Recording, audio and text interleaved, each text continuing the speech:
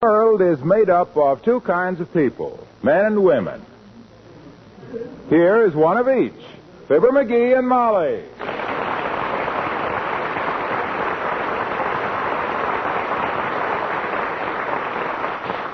So this guy says to me, okay, wise guy, he says, if you know so much about politics, he says, who's going to be elected president, he says. So I takes a deep breath, looks him square in the eye, and says, kind of cool and collected, I says, well, who's running? Well, he could see I had him there, because by the time he named everybody that's running, it'd be way past supper time for both of us. Oh, am I boring you, kiddo? Not at all, dearie. I love to hear men talk politics. You do? Yes, they always seem so childish it brings out my motherly instincts. But I don't feel too good, McGee. I have a slight toothache. A toothache? Mm-hmm. Well, my gee whiz, baby, you can't just sit around all evening and suffer with a toothache. You know my policy. If a tooth starts bothering you, go to the dentist and have it yanked. Well, if that's your policy, dearie, it must have lapsed right after we were married. What you mean? Well, for a man who likes to sit down as much as you do, I've never seen anybody so frightened of an easy chair with a glass bowl on the arm of it. Well, my teeth are particularly sensitive. They are? Most people have a thick layer of enamel on their teeth. I was born with a thin coat of shellac. Oh, well, this isn't enough for toothache to make a fuss about. Oh. It's more just a little touch of neuralgia. Mm-hmm. It'll go away. Okay. Let's change the subject. Good idea. Get your mind off it. Yes. Let's talk about something else entirely. Good. How long you had this toothache? Oh, off and on all day. Hardly felt it most of the time, though. Oh? For a while this morning, I lost it entirely. I was listening to Fred Waring on the radio.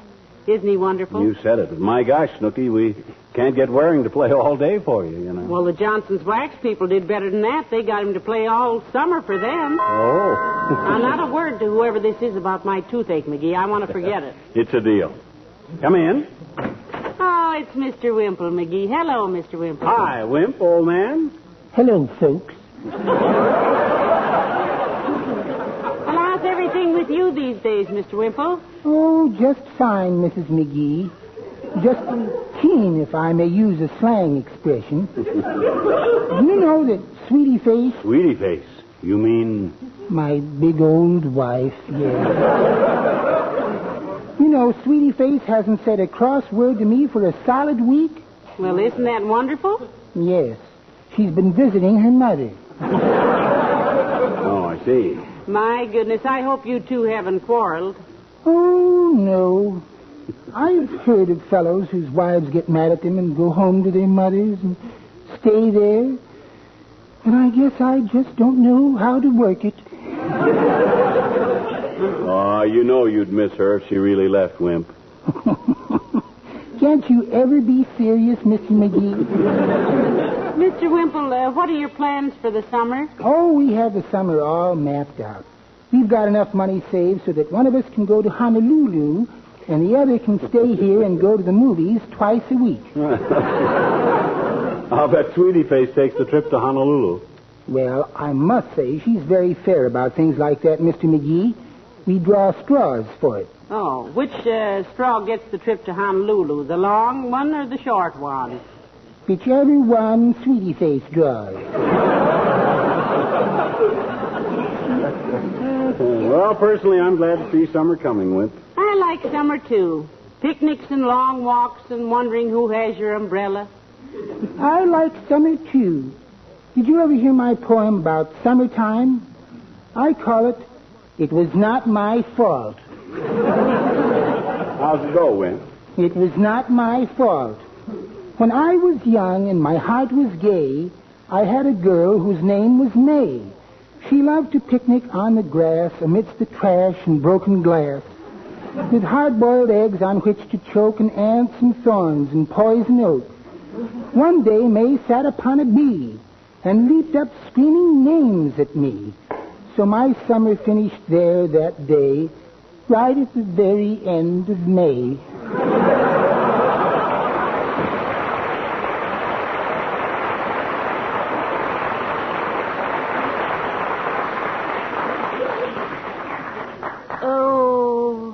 that poem? Oh, it wasn't that bad. No, but this tooth is. Oh, well, come on, Snooky. Let me take you down to the dentist. It's too late for office hours, but I'll call him up and have him meet us there. Oh, we can't do that. Why can't we? My gosh, I just paid him $42 for fillings. That's quite an outlay for an inlay. If I hadn't been an umpche, I'd put up an eBay. So don't feel you can't have him come. Oh, dear, it's Dr. Gamble. Oh, McGee. swell. He'll give you something for that tooth. No. Not a word to him, please. Oh, now. but Molly, you gotta have. It's too trivial. Come in. Hello, Molly. Hello, Dr. Gamble. Nice to see you. Hello, gruesome. Hi, butcher boy. How's your golf game? I haven't had time to play golf since August of 1940, and you know it. What made you think the doctor was playing golf, dearie? I heard a couple of other doctors talking about him. They said he was developing a bad slice. That's professional jealousy, my boy. It is common knowledge in surgical circles that a Gamble incision is short and to the point. On an appendectomy, for instance, par for the course is 9 stitches. I do it in 7. Really, Doctor? 7 stitches? Why, certainly he does. Have you ever seen his needlework? My gosh, he must have studied sewing under Omar the tent maker. Now, McGee, don't talk like that to the good doctor. Well, I can't stand a guy that brags. Gee whiz, I may not be absolutely and completely perfect in every possible way myself, but if I got faults, at least I'll admit it. I'll face it. That I will say for you, my boy. Everyone at the Elks says that about you. Yeah. Oh, they do, Doctor? That McGee is not afraid to face his faults? I think that's what they mean. They always refer to him as Old False Face. Ah, they like me down there. Look, Doctor, if you don't play golf, how do you keep so fit? You must get some kind of exercise. Why shouldn't he be fit? He don't have to take those concoctions he dreams up himself. He just dishes them out.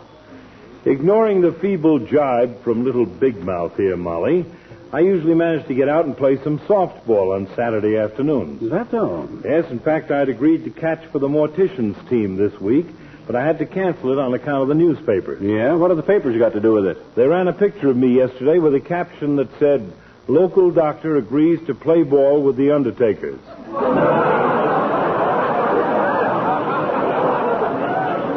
Say, I'd better go explain that to the medical board. Wow. So long. That tooth give you any trouble since dinner, Oh, Molly? hardly any, dearie. I'm sure it's just a temporary little upset. Yeah. I'll put a hot water bottle on it if it gets any worse. Oh, that's no good. Why isn't it? I tried that. I had a terrible toothache once, and somebody told me to put a hot water bottle on it, and by the time I got the dad-dreaded thing in my mouth, I like to strangle myself. You put the hot water bottle in your mouth? Oh, where else have I got teeth?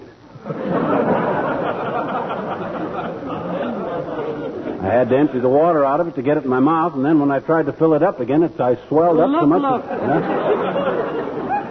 Can we change the subject? Okay. When we talk about it, it hurts. And... Come in. Oh, it's the old-timer, McGee. Hello, Mr. Old-timer. Hello there, kids.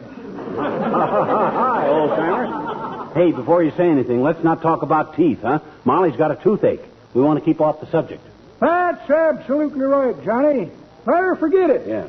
Only way to let her forget it is to get her mind off it. Right, so let's talk about... Yes, sir, daughter. If you sit around brooding about that awful throbbing pain that keeps going through you like electricity, jangling your nerves like the bell on a hook and ladder, Well, stabbing at you like little hot needles, it'll hurt.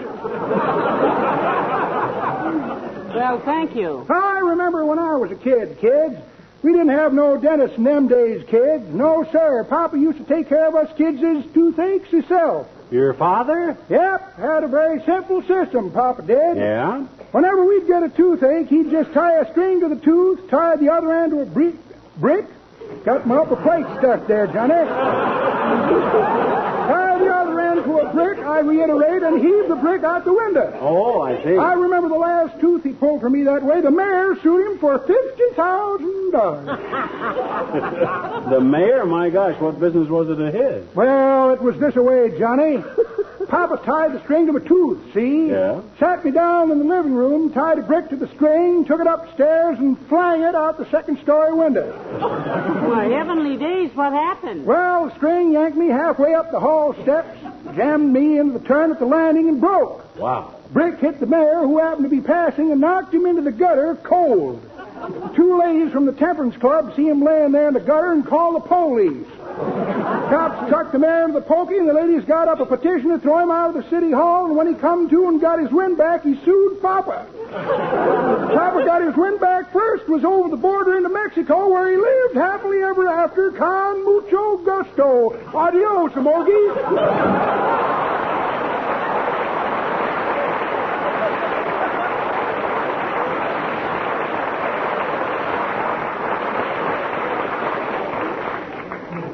My goodness, I'm glad he's gone. The more he talked about toothaches, the more my tooth aches. Well, let's forget it now, kiddo. I won't say another word about teeth. Let's talk about the time I was in the seesaw business back in Sioux City for the... You in the seesaw business? I never told you about when I sold seesaws for the seesaw company that old man Seymour had in Sioux City? You never did. Well, baby, I will. You see, I was a senior seesaw salesman for the Seymour Seesaw Company, and I sold saws on the side. Oh? When I'd start out with a sample seesaw and a sack full of saws, I'd sell the other saw salesman silly, because I was as saucy a seesaw salesman as the other saw salesman ever saw. Why, I could sell you a $2 bucksaw that would outsaw any bucksaw you ever saw a young bucksaw with, and for $6, I'd sell you a sawbuck to saw with the bucksaw on. I sold so many saws and seesaws that I got saw sick from saw selling and seasick from seesaw selling. And between the saw selling and the seesaws and the seasick seesaw sales and the saw sick saw sales and the buck saws and the hat saws. Hey, by the bell.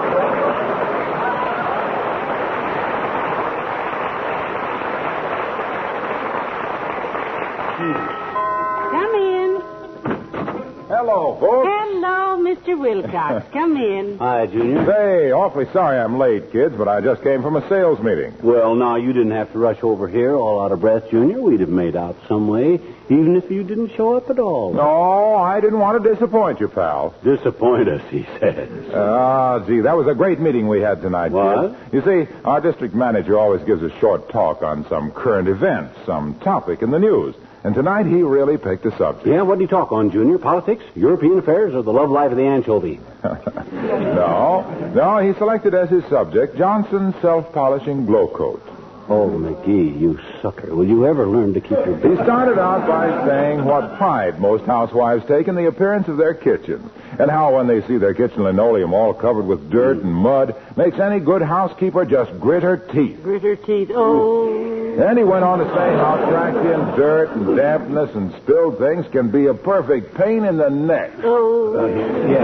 Yeah, we know, Junior, but Until, of course, you discover how Johnson's self-polishing glow coat protects that linoleum against dirt and dampness and makes spilled things so easy to wipe up. Yeah, but what I'm And telling you- because there's no rubbing or buffing with glow coat, you Yeah, find that more housewives use glow coat than any other floor polish. Yeah, but- Because you can bet your back teeth, he Oh, back teeth. Oh. said. Yes, you can bet your back teeth that with the safe and simple protection glow coat gives your linoleum floor coverings, you're going to save a lot of the wear and tear on your nerves. That uncertainty about the appearance of your home that leaves a housewife's nerves raw at the end of the day. Oh. Junior, please, look. And Molly... in conclusion, he pointed out one thing. Hey, look, Waxy. Yes, pal. May I point out one thing in conclusion? Why, sure, pal. What? The door. Oh, good night.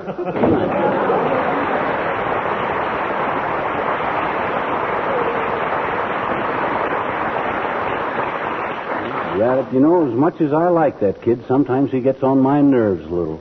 Nerves. Oh. Hey, you didn't hardly open your mouth while Junior was here, Molly. You usually help me annoy him a little bit. Well, I was afraid if I did, I'd scream. Yeah? No use kidding myself any longer, dearie. This tooth is killing me. Oh, gee whiz, kiddo. I wish you'd let me took you to the dentist while he was still open. Look, you sit down here. I'll run upstairs and get some aspirin out of the medicine chest. I looked a while ago. We haven't any aspirin. Well, I'll call Kramer's drugstore. Uh-oh. Kramer closes at 10 o'clock. What time is it? 11:30. Oh. Well, give me the phone. I'll call Kramer at home and have him run down there, open up, grab some aspirin, and run over here with it. I tried that. There's no answer. I guess I'm stuck with it until morning, dearie. Oh, no, you're not, baby. Leave everything to me. I'll get you some aspirin. Where? At Kramer's drugstore. It's closed. I'll open it. I can get in. Oh, no. Oh, yes. I'll sneak up the alley. I'll jimmy the door. Oh, no, I don't need aspirin. I feel better. Yeah. I'm going with you. Oh, no. Oh, yes. Okay. Oh.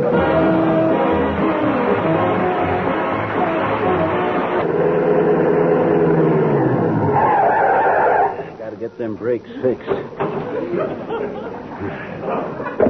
Okay. Right up this alley, kiddo. This is an alley. To the back door now. Right up to the back door of the drugstore. McGee. Huh?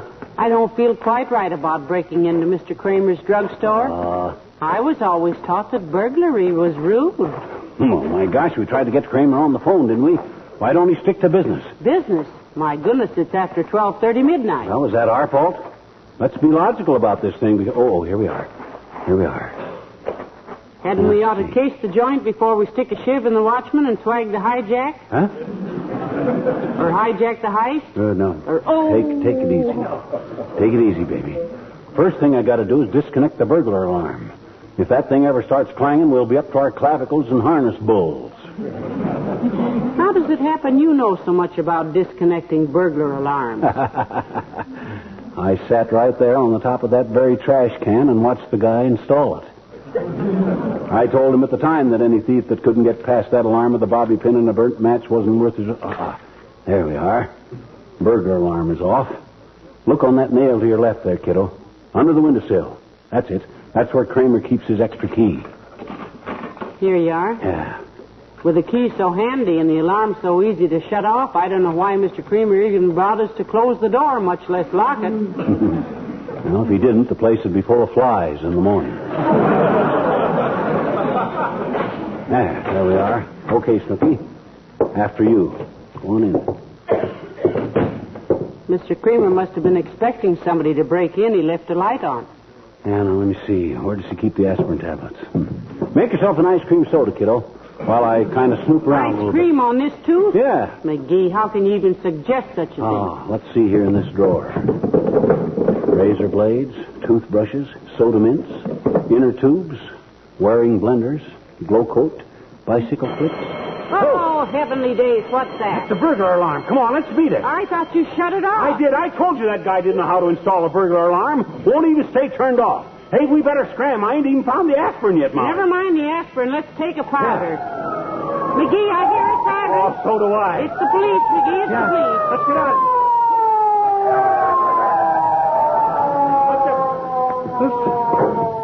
All right, here they are, Needham. Go watch the front door, Lewis. All right, you two, get them up and keep them up.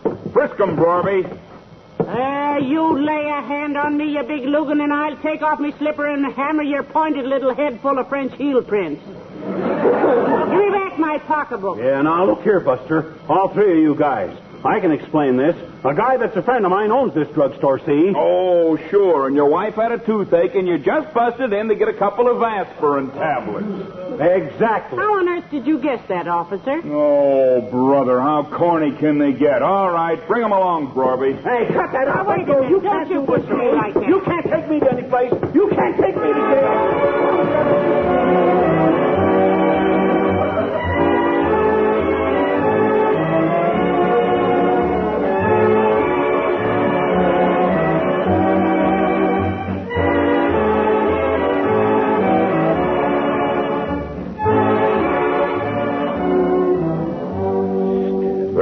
Looks bad for you, McGee. We've called everybody you suggested. So far, we haven't found anybody home. I don't know what this country's coming to when a guy's friends can't stay home to answer the phone when he gets in a jam. Well, personally, I'm tired of the whole argument. Just show us to our rooms, officer. I'm sleepy. Doggone it, this is ridiculous. There must be somebody in Wistful Vista that knows me and will vouch for me. Both? You'll have to admit this is a pretty silly story of yours, folks. If you only had some evidence that you were in... Here's somebody says he knows the drugstore burglars, Chief. We are not a drugstore burglar. No. We never stole a drugstore in our whole life. Oh, heavenly days, it's Mr. Williams, the weatherman, McGee. Foggy, old man, pal. Hi, friend. Look, here's what happened, Foggy. Molly had a toothache, see? Yes. I heard all about it, McGee. Oh? Chief, I'll take the responsibility for these people's release. You mean this fellow's an honest, decent, law-abiding citizen, Mr. Williams? Am I under oath?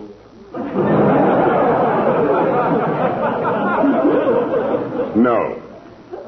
Then Yes, he is. May we go now, officer? Please do. Thanks, Bud, and if we never see you again, we can wait. Likewise, citizen.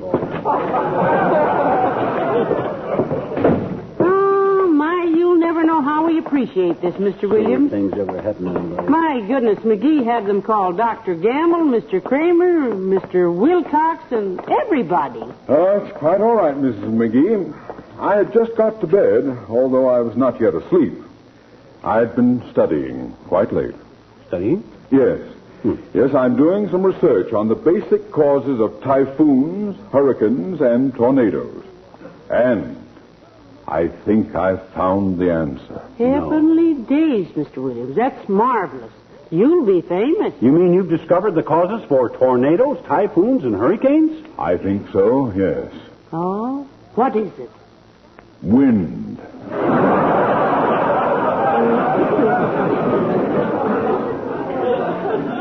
But I'll ask you to keep the information confidential until I check into it a little further. Just ordinary wind. Can I drop you someplace? No, thanks, Foggy. They brung our car along to the station, wanted to check the trunk compartment for hot merchandise and dead bodies. Well, thanks a lot, kid. Not at all. Good night. Probably. Good night, Mr. Williams.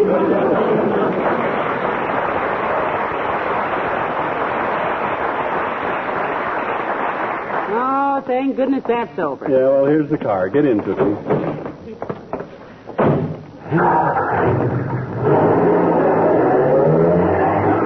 How's the toothache now? Well, it's all gone.